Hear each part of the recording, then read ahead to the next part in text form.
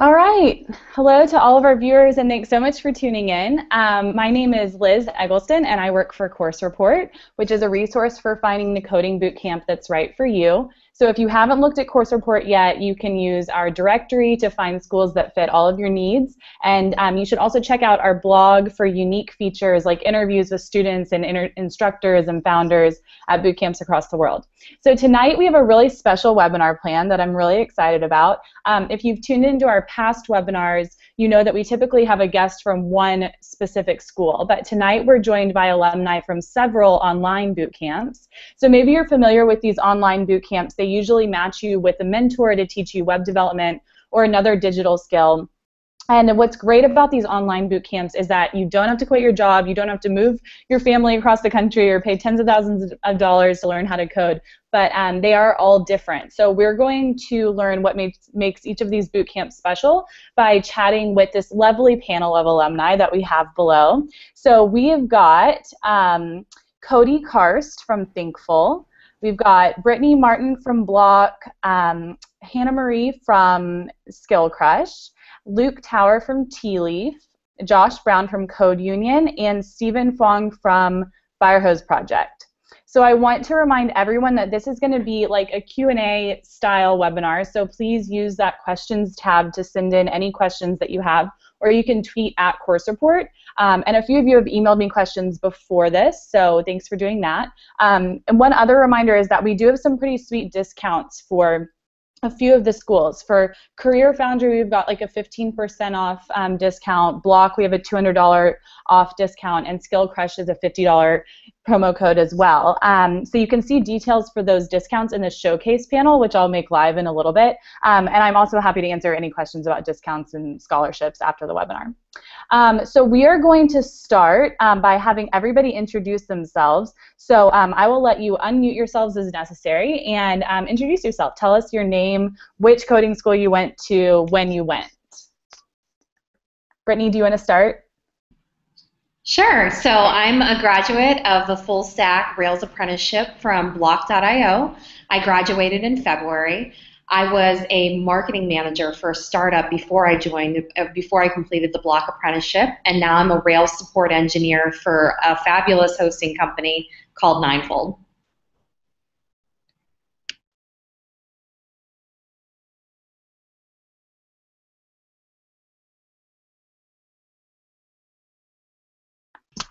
Cody, do you want to introduce yourself?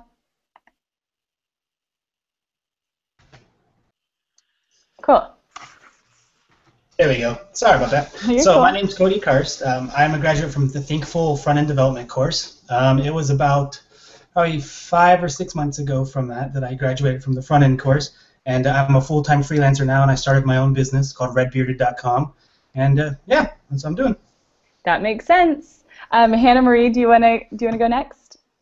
Sure. Hi, I'm Hannah Marie, and I enrolled in the Skillcrush 101 course in January. I'm actually also currently enrolled in their web developer blueprint, which I'm kind of having struggles with at the moment. But in general, I'm working at a fintech startup here in Estonia. Very cool. Josh?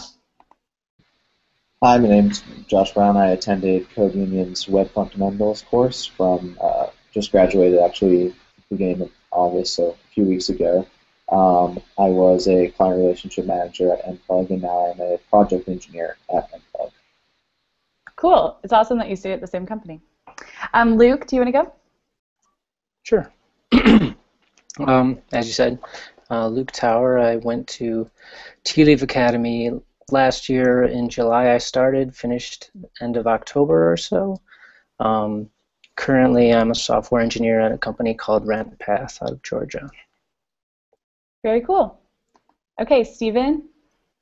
Yeah, so I'm Steven, and I was a student with the Firehose project. I finished the Ruby on Rails apprenticeship about 2 or 3 weeks ago, I think, and right now I'm also finishing up my MBA at Babson College outside of Boston, and I'm working on starting my own startup out in California based on the app that I started building with Firehose.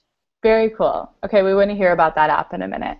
And then I also want to just point out that we figured out before this that everybody is in a different location, which is just like speaks to the awesomeness of online learning. So that's pretty awesome.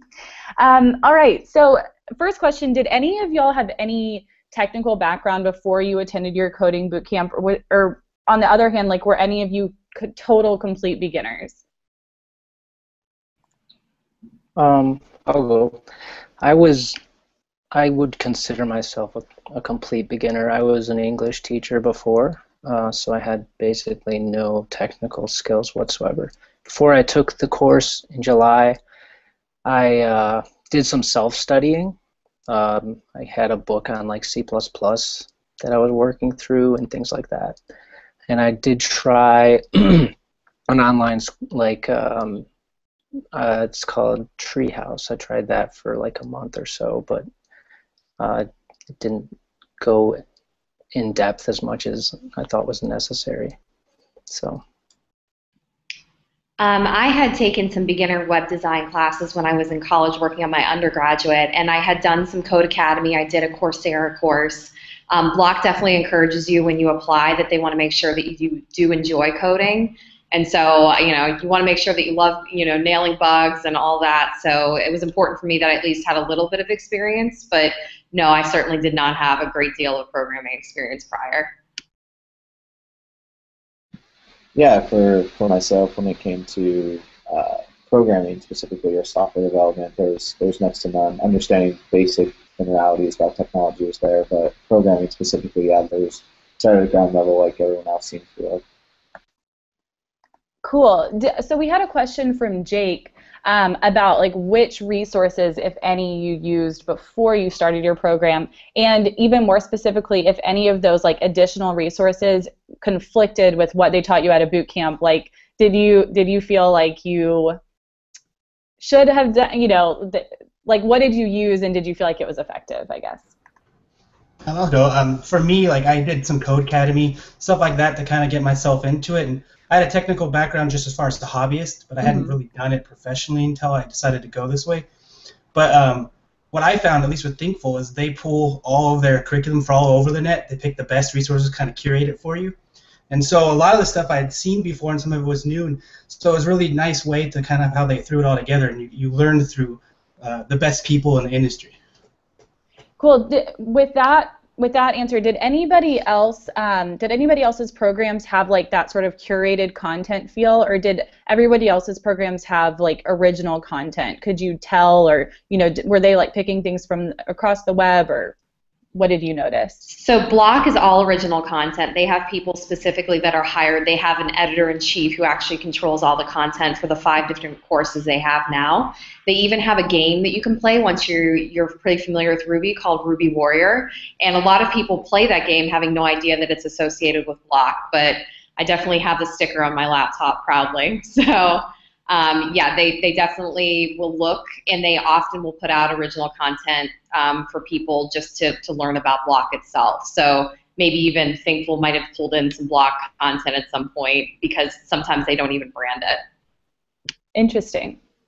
Did anyone else have experience with that? Yeah, like Firehose is completely original. I remember way back kind of in the beginning, Ken, one of the co-founders, even told me that he kind of messed up like probably 100 times trying to create a lesson just from scratch, and before he got it like just perfect and just right to deliver it to students. So yeah, they all created everything from the ground up.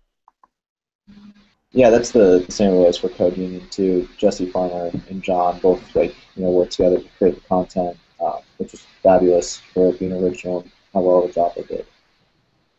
Really cool. So we kind of heard a little bit of this in your introductions, but what was everybody's motivations for doing an online boot camp? It sounds like some people have, aspirations to like start their own business or launch their own product, but did you do it to like get a job, to get a promotion, to launch a new product? I think my story probably is pretty common probably. I graduated from university with a special education degree. So Like Luke, I didn't have any prior technical background whatsoever. But with this degree, I was actually just kind of lost because I didn't want to pursue a career in this field. And so I just felt that this is something that I need to do for myself. I need to really find marketable skills because otherwise I'm just going to be like in the sidelines watching everybody else succeed in their careers. And I'm just going to be someone who has a little bit of experience in that, and maybe a little language skills, and maybe a little creative sort of instincts, but this doesn't really take you far if you don't have those hard, in today's world, really technical skills, which can take you and you know, open new doors for you. So this was my motive to start. Cool. Josh, was your motivation to like get that promotion at Nplug? So that's an interesting question. So no, so actually how the boot camp came to be is I was doing client relationship stuff at Nplug, and then I wanted to move into more like an analytics role. And so one of our co-founders actually found this boot camp through a friend, and then that's how it got brought to me. They said, you know, we want to support you in becoming analytics. We need an analytics engineer, project engineer. We think you'd be good at this. Do you want to take this course? And so that's kind of how it went in for me to really jumpstart everything, which it did tremendously. That's cool. Did anybody else's like companies sponsor them or support them in your online education? No, that's cool. I think it's really smart of a company to do that. Like it's like workforce development made for you, so it's super smart, but that's awesome. And then why did you decide to do an online program over an in-person boot camp? I think that's like a big decision that people have to make. What kind of factors did you consider when you were making that decision? I have a good answer for that. So I had moved to San Francisco from Pittsburgh, Pennsylvania, only a couple months before I decided I wanted to go through a boot camp. And I was enjoying the job that I was at, and I needed to work full-time in order to afford to live in San Francisco. And so I knew that I wasn't able to quit and do the 3 months and spend $15,000. And so I had gone onto a site just looking explicitly for an online option. And Block was the first one that I came to, and it was the perfect fit. It worked well because the mentor, you choose your mentor based on their skills and their availability. You talk to them 3 days a week, so it was important to me that I was able to fit within my schedule. That being said, I was working full-time and also doing that at least 30 hours a week on top of that. So it was definitely some juggling, but it was 12 weeks of juggling and totally worth it. So yeah, personally, it actually wasn't, like most people, a consideration for me. The main thing that attracted me was just the school and the teachers and their teaching style. So, I mean, they could have been in person and I would have still done it. So that wasn't really a consideration. It was just that I found their teaching style to be so effective and just fundamentally different from kind of everything out there that it was really worth it to do it online or offline with them. Yeah, one thing that kind of drew me towards Tealeaf was a lot of the TAs that they have are all over the world. They have in a lot of different countries, so you can kind of get help at any hour. So that was important for me because I still had to work. I had other responsibilities, so I needed something that was very flexible in time and that I could kind of do at my pace. So it was really good in that way. Did anybody consider an in-person boot camp and go with it online, or everybody had their heart set on an online one?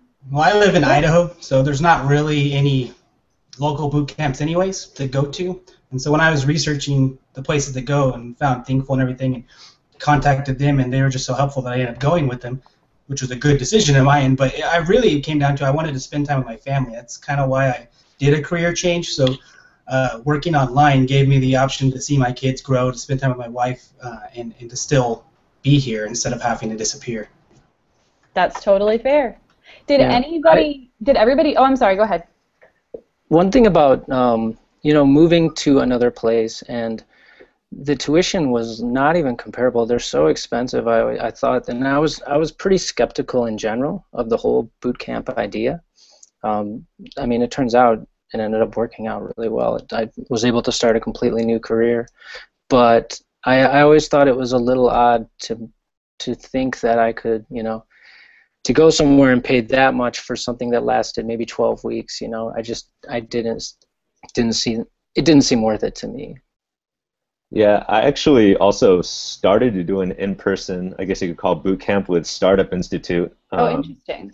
Like their kind of web dev program, and I actually ended up dropping out just because it was like just totally kind of not helpful to me. In my opinion, it was almost just like Code Academy, except you're just kind of in a room with other people to me. So it's just kind of the same way of teaching that wasn't really effective. That's interesting. So in your case, like you tried the in-person and the online was actually like more effective. That's really cool. Yeah. Was everybody working at the same time while they were doing their program? Yeah, I was. I spent 10 years in a different profession.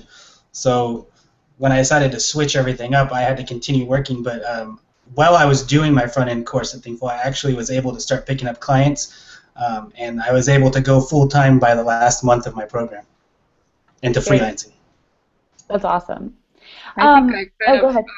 I think I kind of surprised everybody at work because nobody knew that I was studying coding, and because my role at work at the time was social media management and content creation. So there was just basically this one time where I ended up on live television after a hackathon which I had made, where I was participating as a front-end developer. And when everybody came to work that day, they were just so sort of blown away, like, how did that happen? And like, was that you? That's awesome. So gradually now I'm working on Android development and front-end development and stuff like that. Of course, I'm a total beginner still, but still, my role has changed so much since then. So it's awesome. That's a funny story. So what was the application like for everybody? Did anybody feel like it was, a super high barrier to entry? Were there like interviews? Did you talk with like the founders or with an instructor? Or was anybody's program like, just sort of like register and then start whenever you can? So with Block, there was like a short application process. They want to make sure that you're in it for the right reasons, which I think is really positive. They have 2 account managers that review all those applications, and if everything seems right, that they'll approve you pretty quickly, and you can start joining a class as soon as you want. But I like the option that if you want to talk to an alumni, they'll send you to an alumni to talk to. They're completely comfortable with that. And often I end up talking to a lot of new students nowadays just because I like talking about the program. So I like that there is somebody on the other side of that application who's actually reading it and thinking about what you want to do. Very cool. Yeah, when I first was looking into Thinkful, they have a little thing where you send your email in and they can send you the syllabus. And it was really cool because I actually ended up instantly set up a phone call, and I talked to someone there, I think it was Nora, and just kind of instantly built a human connection. And so then as it progressed, it just really, I felt like, because so many times online is so inhuman, it's so separate, that this Thinkful really helped to bring that in. And with the mentors and everything, I felt like I was with people learning instead of when you're at Code Academy by yourself, it's just like you're sitting there in a computer. Yeah, we were talking about this before, but it's awesome to like actually get to know all of these online boot camps because it's real people behind them, like really powering them, and they're super like into education and sort of like the new face of education. So it's awesome. It is online, but it's super personal. So that's cool. Yeah, just to kind of piggyback on that point, it's funny because coming from the education field, seeing the way Chris and Kevin at Tealeaf run their site and run the whole process, it was actually like inspiring to see teachers that were really passionate about what they were doing, and they were really good at it, and they weren't professional educators necessarily, but yeah, it was pretty impressive. Awesome. Yeah, to piggyback off of that, I think that was how the interview process for Code Union was a hour to like an hour and a half, just Skype / Google Hangout call with John and Jesse. just as well known for his work with the boot camps, to have someone of that caliber take the time to make sure you can actually help students was pretty impressive. I mean, that's definitely what lured me in and solidified it for me. Yeah, an hour and a half. That's like a pretty intense, pretty intense like interview process. That's really cool. So I think that one of the most important parts of all of your programs is definitely like the mentorship aspect of each program. So I want to talk about that for a little bit. So tell us about your experience with your mentor. Did you work with one? What was it like? How personalized did you feel your mentor relationship was? And just talk about that for a minute. At Skillcrush, I think that it's really, what I personally think that is really great is that, first of all, the courses start at a specific date so that everybody is sort of at the same level. And there are always, like as you said, real people behind the courses. So there are real like designated mentors who are there to actually answer your questions. And because basically all the students are all around the world, there is just this feeling of somebody's online all the time, so you can get answers like whether it's your mentor or if it's your classmate. But one of the greatest things I think about Skillcrush is that they have office hours, which is also the kind of a place where you can really like talk to somebody face to face, and you can tell them, I'm stuck, or can you help me with this code, or I don't know what to do with my career, with my life, whatever. They're there to listen to you. And I think this was one of the part where I felt that this is really, really helping me out. And they really genuinely want to help you. So my mentor at Block was Aaron. He was a sysadmin at a corporation at the time. I wanted someone who was very data heavy. And so when you start your apprenticeship at Block, you choose what date you want to start, and then you choose three times a week that you want to talk to your mentor. And you can do that over Skype or Screen Hero. You end up spending those half-hour slots, peer programming, talking about career changes, really anything that you want. You kind of outload in those goals very early on in your apprenticeship. And I think anybody will tell you who graduates from Block and from a lot of these programs that the mentor really is the best part. And I've continued to be a friend still friends with my mentor. I still send him good news, especially when I switched my career. I think that mentor part is it's really key on making that whole online experience successful. So this is pretty specific, but Timo has a question about the mentorship. Would your mentor help you solve complex problems for things outside the tutorials, or is the mentorship more like just troubleshooting problems you've had with those tutorials? Like, would you just make a list of questions that you had, or how did that sort of play out? My mentor, we covered the course material, but when I was working on different things or different concepts, a quick shout out though to Trevor, my mentor. He's awesome. He would let me. I'd put my ideas or things I was working on, and we would just slow down everything and focus on that. And we'd work through it, and he was patient enough to work through it until I got it, and then we could go back to the material. But I think the most important thing with him was that I learned what I needed to learn, and even if that wasn't exactly on with the material, which it usually was, but even if it wasn't, it was all about helping me grow as a programmer and as a developer through Thinkful instead of just trying to toe the line. Mm-hmm.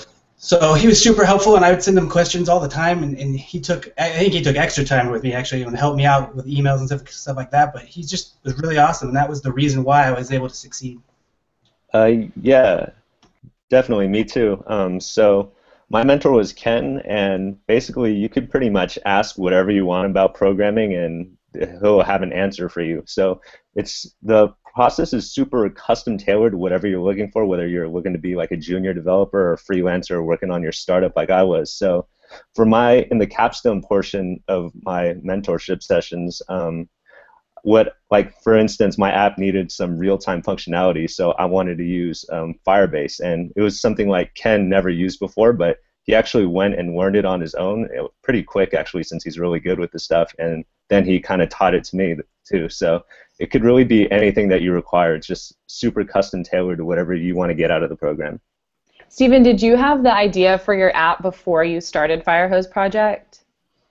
Yeah, I did actually. Probably like right before, I'd say. Awesome.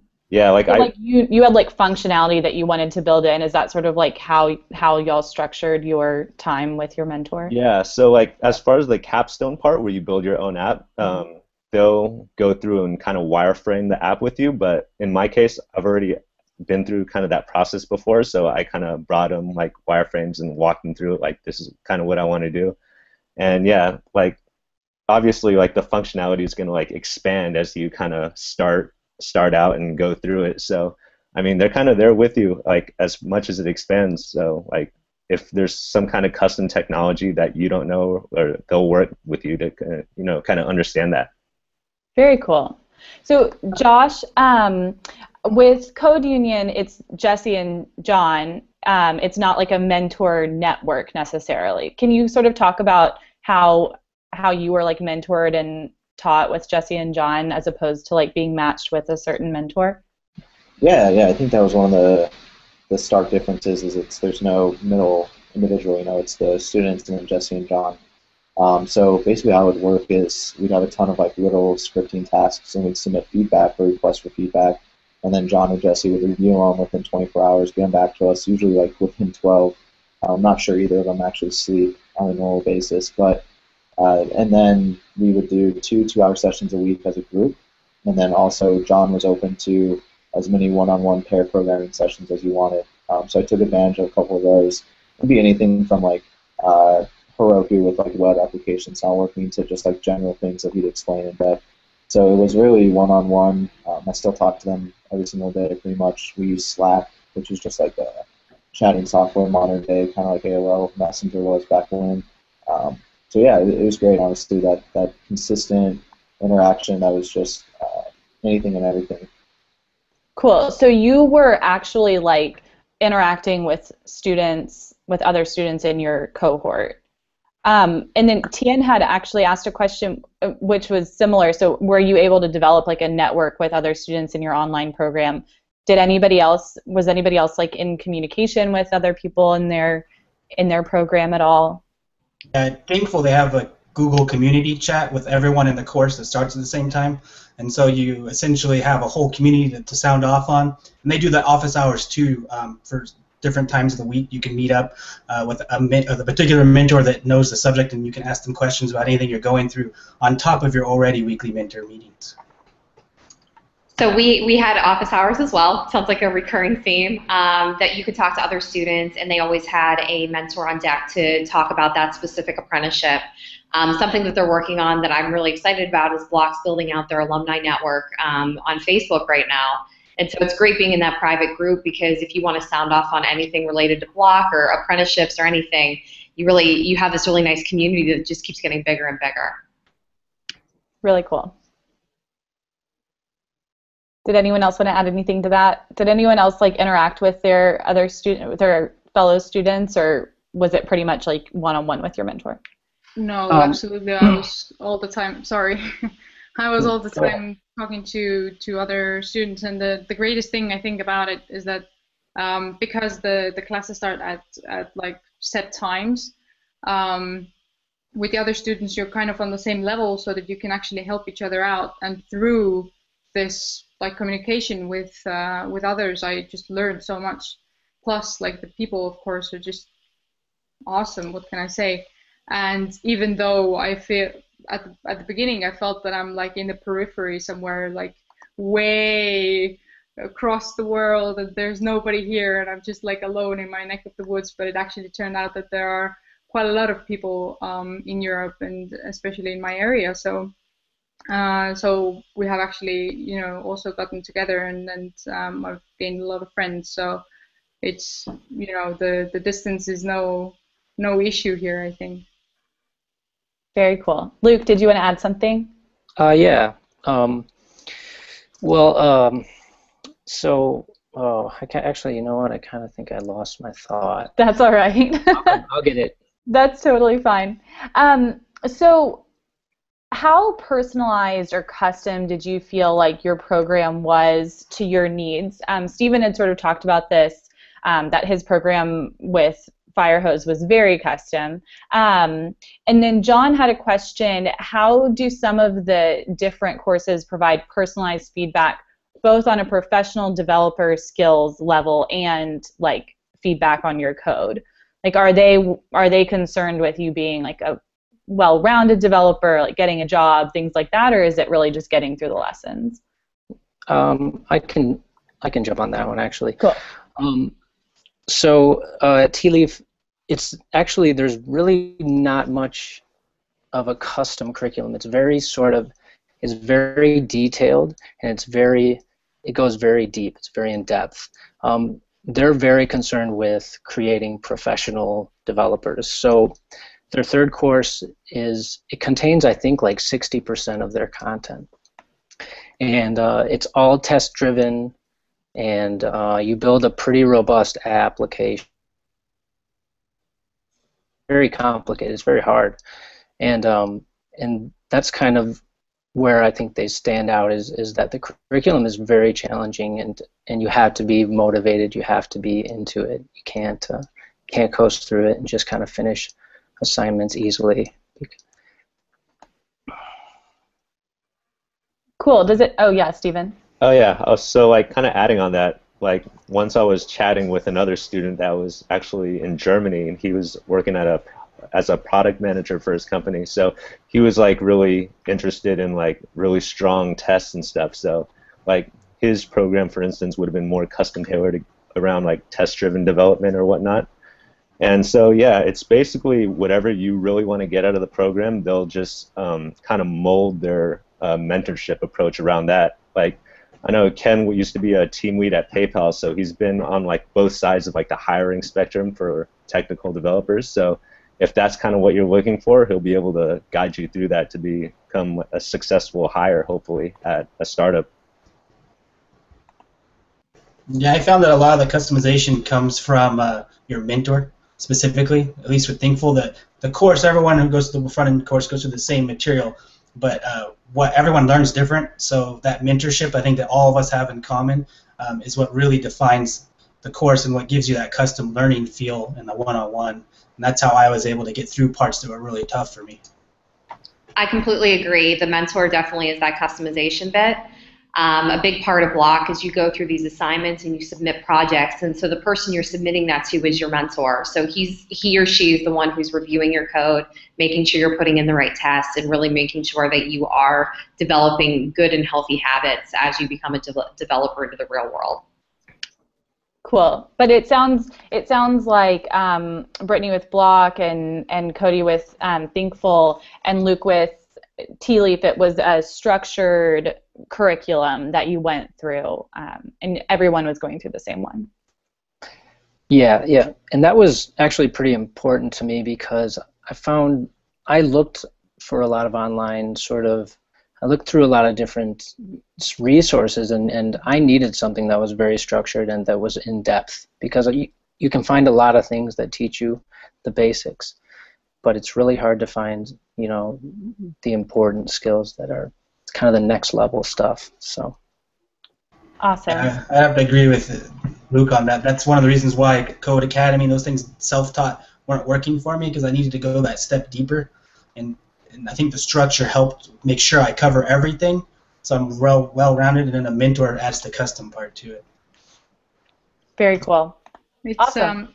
It's interesting that Skillcrush basically takes the approach that not everybody who finishes one of their courses needs to become like a web developer or something even more complex. The basic idea is that what they do is they basically teach you how to make a portfolio website, and everything that they teach sort of revolves around your personal website, so that there is, first of all, there is something that you want to do, there is something that you can learn with and evolve with, and there is something that you have in the end of at the end of the course, that you have something to take with you, and you can actually put it up and it's there.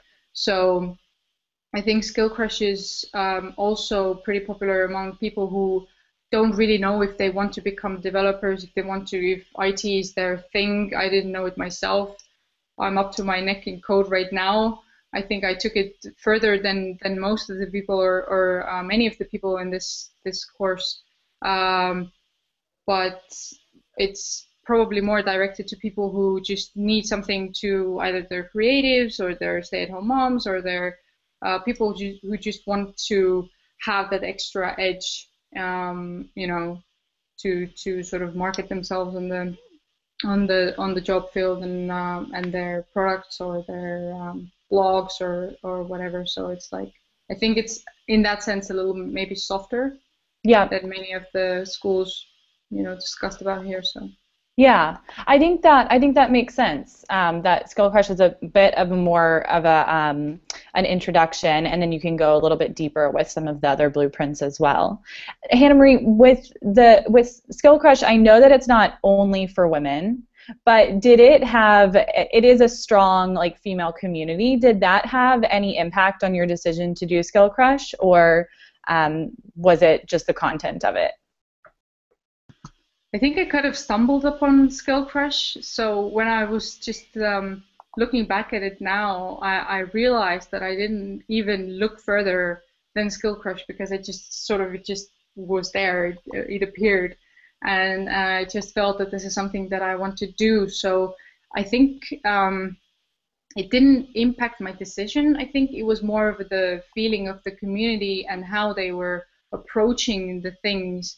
Because Skillcrush grew out of a newsletter that was directed to people who didn't know anything and were really afraid to ask about like what is internet, what is World Wide Web, and you can actually access it still on their website. It's a free 10-day bootcamp that they are offering.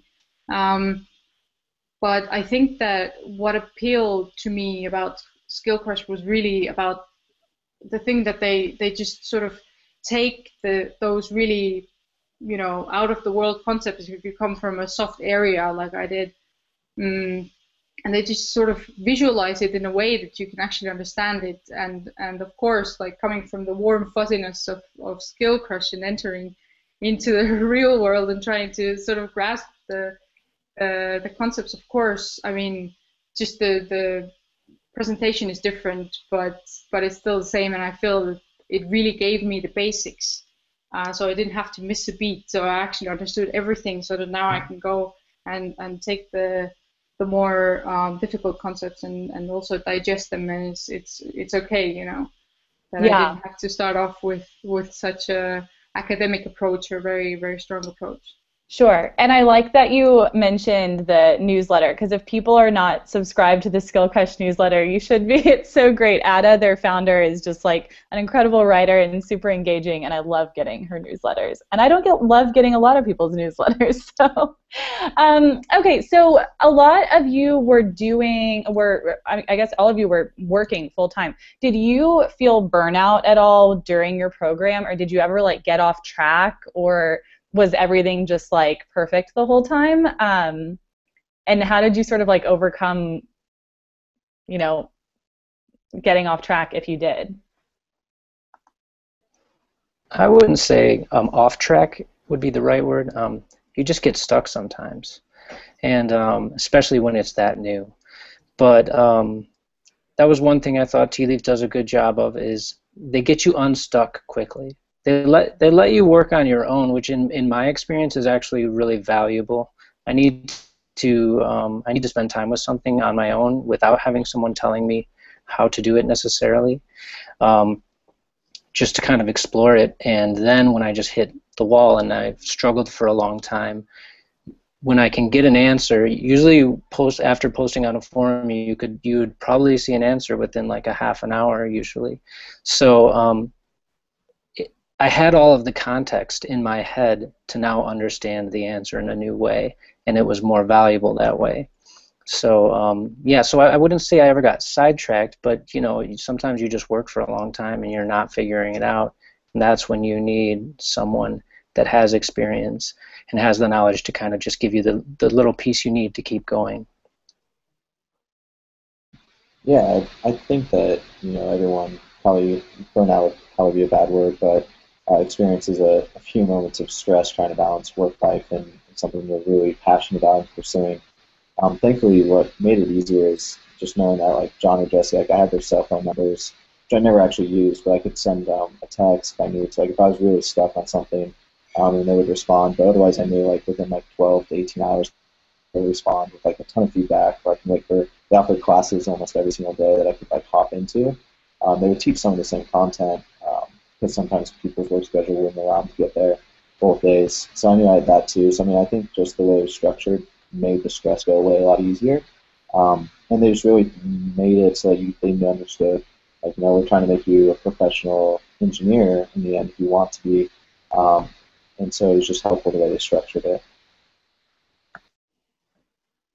Yeah, I wouldn't say I had burnout, but I did take the course. The front-end development course is based off 3 months, but it's go at your own pace. So I ended up doing it for 4 months because I wanted to really learn it and make sure I really got it. But also because, I mean, I took it during Christmas time, so it was pretty crazy, wife and kids and everything. And currently I'm enrolled in their Angular course, and I had a big project came up, and I was actually able to put my course on pause for a month while I finished this project.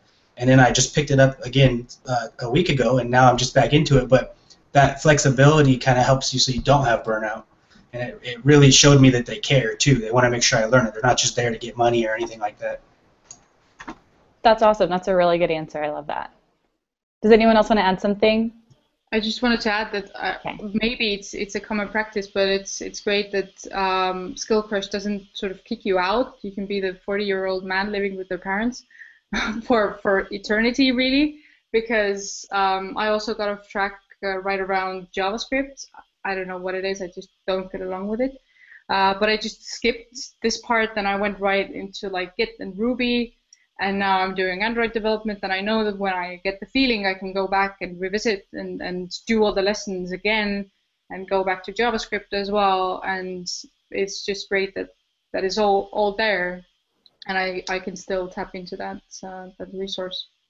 Absolutely. I think that's a huge perk of an online program, for sure, the flexibility. So David has asked, how many hours a week were you guys spending on going through lessons and studying on your own? If everyone could answer this, because I'm sure that it varies. I was 30 hours a week. So I was doing a lot of late weeknights, and then usually my weekends I was just crushing it. So it was a lot, but you were talking about burnout. I was 3 weeks ahead towards the beginning, but then as the material got tougher, like I definitely scaled back and came back to where I should have been in the course. But yeah, 30 hours is a lot, but when you really enjoy what you're doing, it doesn't seem so long. And Brittany, Block has a bunch of different sort of like time options, right? You can do like 30 hours for a certain amount of time or 40 hours for less, right? Yeah, so when I did it, they only had the one option. So I like to joke that I'm the olden days. I was there when they only had the one apprenticeship, and it was 24 hours a week. Now they have it where you can scale it out, or if you want to get it done quickly. I did the same thing. I did it over Christmas as well. I just wanted to get it in. So, yeah, you can definitely scale it out if you wanted to. Very cool. Yeah, for me, it's about, it just depends because it's your own pace. So I could put as much time, I could complete it in 2 weeks if I pushed hard enough, if I knew it well enough, or you could take as long as you want. But I pretty much do 10 to 12 hours a week focused on it. And typically the way it works is you have a lesson, you learn it, and then you build a project. And that project is what you spend most of your time on, and that's what you refactor and work through with your mentor each week. So most of the time is spent actually coding something. Cool. So my experience, it was really self-paced. I didn't really keep, like a strict schedule of coding or something. I mean, there'd be some days I'd be doing it for like 6 hours straight to like 3 in the morning, and other days where I might not do it. But I mean, generally they give you a whole set of lessons you're supposed to go through one a week, and that's kind of what the weekly office hours are based around. But I mean, you could really scale it back and forth to however much you want to tackle at once or not. Yeah, I would say I was probably between 20 and 30 hours a week, a few hours every night or so. And like Steven said, sometimes you get into something and you look at the clock and you're like, oh, I've been doing this for 6 or 7 hours. But I think that's a good thing, that just shows that you're engaged in what you're doing and you're not thinking about the time, so obviously you're enjoying it. But I wanted to spend the time doing it, so I think if you're considering, one of these boot camps, or you're considering learning how to do it, you should want to do it, right? I mean, there's really no reason otherwise, because I don't think writing code is fun if you don't want to do it. Like, I'm pretty sure it's one of those things that you just hate if you don't like doing it. Josh, how long did you spend each week, roughly? Yeah, so I mean, at the start of Code Union, I wasn't doing any programming at work, so it was upwards, 25 to 35 hours a week. And then near the end of Code Union, I was actually starting to primarily move. I'd have moved into that project engineer role. So I probably dropped anywhere from like 10 to 20 hours a week, because I pretty much just extract the parts that Jesse and John would teach, the fundamentals, and then apply it to what I was actually doing in work. But yeah, so 15 to 25 hours a week throughout the entire thing was about what I needed, which was great. So. Awesome. Okay, so we've got a question, another one from Timo. So Timo would love to hear about the applications you've built so far outside of your program. Have you done any side projects? And what are you guys and girls coding nowadays?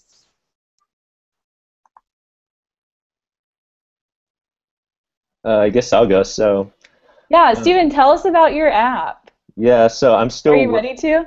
Yeah, sure. Okay. So I'm still working on it. I was working on it earlier today, just kind of expanding it and building kind of more features into a more complete product. But essentially, it's Uber for medical marijuana. It's like an on-demand delivery service. So, I mean, yeah, that's kind of like why I have all the real-time events going on, because there's like a supplier side and a driver side. I mean, a buyer side. So, yeah, it was really cool building it, and just after like 2.5 months, I pretty much have like an MVP of an Uber clone, except instead of transportation, it's medical marijuana. What is it called? It's called Clever Tree, and I actually set up like a quick little landing page if you want to check it out. Of course, yes. If you share it with me, then I'll share it with everybody who's watching in my follow-up email. Yeah, sure. Cool. It's just clevertree.co. Sweet. That's a wonderful use of a new economy. Yeah. Is anybody else working on any side projects outside of their 9 to 5? Yeah, so one of my big goals of learning how to code was that I had participated in startup weekends before as the business side, and so I really wanted to be able to participate in hackathons where I could actually compete on the coding side. And so I've competed in 2 hackathons since then. Y Combinator's first hackathon just a couple weeks ago, working on a passion project about getting out software releases to the rest of the team. So instead of having them muck around GitHub. So that's a passion project I'm working on. And then I won a hackathon about 2 months ago with a team of people who graduated from boot camps, which was really cool, for a nonprofit hackathon. So I'm a huge fan of anybody who considers going through a boot camp to stay sharp and to get involved in the community to compete in hackathons, because they're everywhere. That's wonderful advice, and it's something that you hear a lot, like how can you get involved, and hackathons are a wonderful way to do that. Yes, for me, I mean, I'm a full-time freelancer. I don't work for anyone else but myself, so I always have a project going on, well, hopefully, right? But I've done stuff for, like currently I just finished a project for a group that does the CG for shows like Jimmy Fallon and Game of Thrones and all that kind of stuff. So I've been able to connect to some pretty good clients, and that's kind of all just because I was able to take the course and really learn it. Yeah, same here. Some of my latest projects have really been really awesome. I've just been building websites. I also competed at a hackathon. We didn't win anything, but I think we got more media coverage than anybody else, more than the winners themselves for some reason, God knows why. But the side projects that I've had have just been awesome. I was just thinking that I think I've at least they have paid, for sure they have paid for my Skillcrush courses by now, and I think I've only had 3 website side gigs, so it's just amazing how in a half a year you can just bring yourself from here to here. And really, I'm in a lack of words. Awesome. Okay, so Hugh had sent me a few questions before the webinar, and they're mostly about the job search and for specific people. So for Cody, for Thinkful, Hugh had asked, what were the job prospects upon finishing the course, and wait, what? And did you feel like you needed additional education before you were able to get hired for a new job or start your freelancing career? For me, once I graduated, obviously I was 2 months in, and on the 3rd month I was able to actually quit my job because I was able to locate clients. So I was prepared. How did you find freelance clients? To be honest, it was Craigslist to start. Oh, I actually cool. used Craigslist. I found local clients, and my past 10 years experience were in sales, so I was able to go and sell myself, which is a big part of freelancing. You have to, I mean, you're everything. You're the salesman and the business owner and the designer and the programmer. So you have to do it all. So I was able to sell myself. I locked in a few really awesome clients, and then from there, if you do good work, they'll talk about it. And it just builds and it builds. And pretty soon, now I have almost more work than I know what to do with. And most of it comes from referrals, but I do use a few freelancing sites. One of them, Envato, I think that's how you say it. They have studio.envato. It's their freelancer marketplace, and that has been a good thing for me. That's how I've located some of my clients that have turned into larger things, and they curate who they pick, so you're not competing with people, wanting to work for $1 for the same project. Very cool. And then Hugh had also asked for Tealeaf. And Luke, did you you went through all 3 sections of Tealeaf? Yeah, I took all 3 courses, yeah. So this question is, I understand that taking all 3 courses would give you like a complete education in web development, but did anybody pursue or get job offers after just the first 2 curriculums were completed? And you may not know that, but like after your first 2 sections, did you feel like you were at a point where you could get a job? Yeah. I personally wasn't confident enough. I think that's more of a personal thing. I know there were people that only did either 1 or 2 courses and found work, and that's all they needed, I think because I was so new, I wanted to finish completely. But yeah, so yeah, you can take. I think it's possible to take the first 2 and find work. I don't think that would be that hard. I also think once you take the first 2, you probably just want to take the 3rd one, because I kind of initially went into it thinking I'm just going to try. Actually, I was just going to take 1 course just because I actually was going to maybe go back to like a community college to learn programming. And I took the first course and I had learned so much within 4 weeks that I signed up for the 2nd, and then eventually just instead of going to school at all, I just took the 3rd one, and that was enough. And I saved so much time and money. I would probably just be finishing college maybe now, and I'm already working, So, and I don't even know if I would have learned as much. Yeah. So just talking to other people that have kind of done that route and what I have learned and the experiences I've gained and what I know, sometimes I'm kind of surprised at how much these online camps are able to do. It's really impressive. It definitely is. Is there, this was for everybody, is there additional help or guidance upon completion of your course? Do you get like help as an alumni, or even before you finish? Like, is there focus on where you're going next with your career, or if you're continuing your education with that? So Block is building that into their course. Well, they're thinking about that now, like about how they can build in more career type stuff into their apprenticeship. I know with my mentor, he definitely encouraged me to start going to meetups, and that's how I got my job at Ninefold. I'm a big fan of more women in tech, and so I joined Women Who Code in San Francisco, and I went to the meetup at Etsy and met my future colleague, and it all worked out from there. So definitely pushing me to do the right habits very early on once I felt comfortable enough to go to those kinds of meetups. Definitely helped me, switch that switch my career into what I wanted to be doing. Absolutely. That's great advice also. Go to meetups.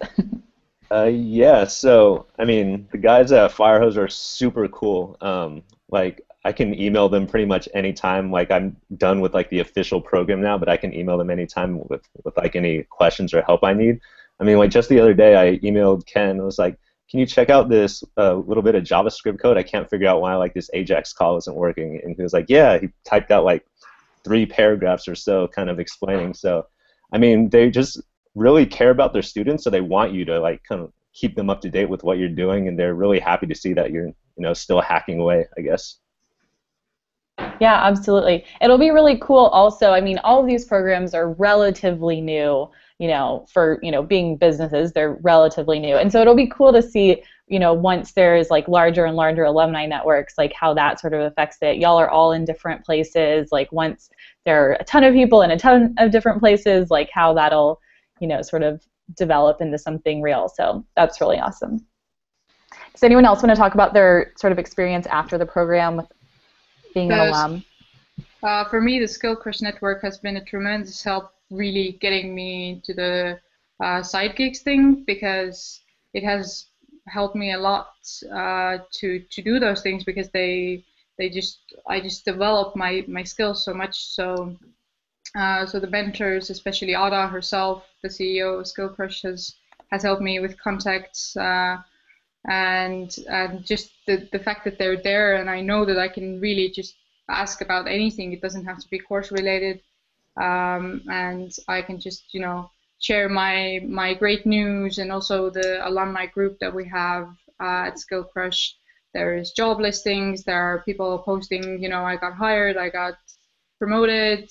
Everybody's just like cheering you on. So the whole community feeling, it's good that you don't close the door behind you. It just sort of keeps on going and growing, and it's just it's great.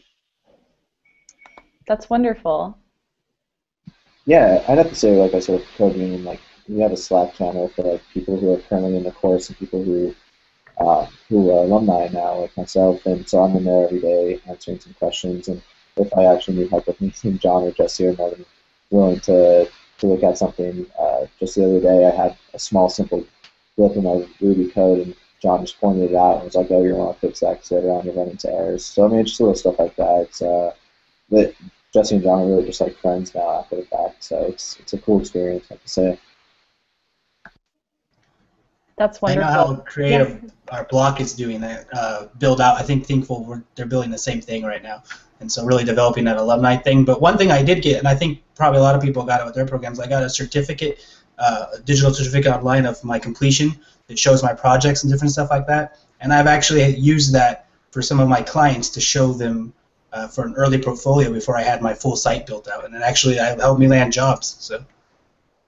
Yeah, that's definitely a huge difference between like the unmentored, sort of like maybe Code Academy or Treehouse and these mentored and guided programs, is that there is like actually a focus on student outcomes, which I think is really awesome. So last question, because we've been here for an hour, so I'm going to let y'all get on with your lives. Just if there's anything else that you want to add about your program, was it worth it? Would you do it again? Do you recommend it? I have a feeling you're going to say yes, but... Yeah, I'm absolutely going to say yes. It's been 4 months since I started at Ninefold, and I couldn't have done it without Block. My daily life at Ninefold is I'm talking to advanced Rails developers all day, helping them troubleshoot deployment issues, advising them on performance, writing technical documentation. This is something literally a year ago I couldn't have dreamed, because I was in that marketing role. I didn't have these coding skills, and Block not only gave me the skills, but the confidence in order to pursue a job like this. So, I mean, it really worked out. So I encourage, even if it's not Block, I encourage anyone who's interested in a boot camp, really check out all these programs, because it's amazing. If you really try hard, you really can change and be who you want to be. Awesome. Cody, yeah, do you agree? It was totally worth it. The cost of the course for me was the equivalent of me landing one client, so it definitely paid for itself, and it let me live my dream, which was working from home and being with my family every day, and being able to do what I love, which is designing and creating websites.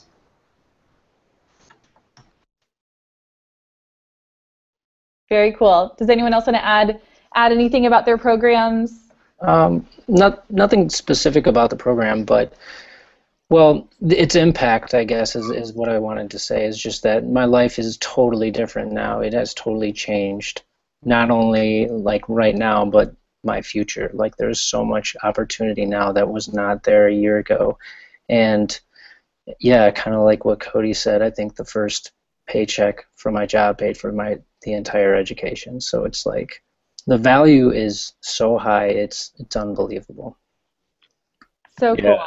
I agree with everyone else. It was totally worth it, and I would do it again. I mean, if it wasn't for this, I probably wouldn't have ever learned how to code, and I'd be in a totally different place from where I am right now today. I mean, just kind of looking at every other teaching experience that I've kind of went through, I mean, they all kind of are basically like the same. They start out teaching you like, this is what a variable is, this is what an array is, this is what like a loop is. And with Firehose, it's like totally reversed. So they just kind of plunge you into like the deep side of the pool and just pull you through like building an entire complete like application pretty much. And then the real learning comes from kind of distilling that process and seeing how like all the little things fit together. I was like, oh, okay, so this is what this variable, this is what this thing was doing. So yeah, I think that was really a powerful approach to teaching that they've taken. So cool. Well, this has been wonderful. This panel is fantastic. I mean, there are like people freelancing, people starting their own companies, their own apps, people who've gotten promotions. I've like loved talking to all of y'all. So thank you so much for being here. Thanks also to everyone who's tuned in and for joining Course Report and all of our schools. We've had Thinkful and Block and Tealeaf and Skillcrush, Firehose Project, and Code Union on the panel for this webinar. And thanks to all of our panelists as well. So if you have any additional questions for any of these schools, I'm going to send out contact info after this to anyone who's registered for this webinar. I'll send it tomorrow morning. And if you have any questions about Course Report, please don't hesitate to reach out to me. We'll send out a recording of this webinar as well, so check your inboxes for that and share it with any of your friends who may have missed the live webinar. And visit coursereport.com and sign up for our email list, and you'll get all of our future updates on webinars and interviews. And speaking of our next webinar will be next Thursday with Metis, and we're going to be talking about their UX design and front-end development course. So tune in for that, and we will see you soon. And also be sure to take advantage of the exclusive promo codes and discounts that we have for some of the schools in the showcase section of the Google Hangout. So we'll see you at the next webinar, and thanks so much for tuning in.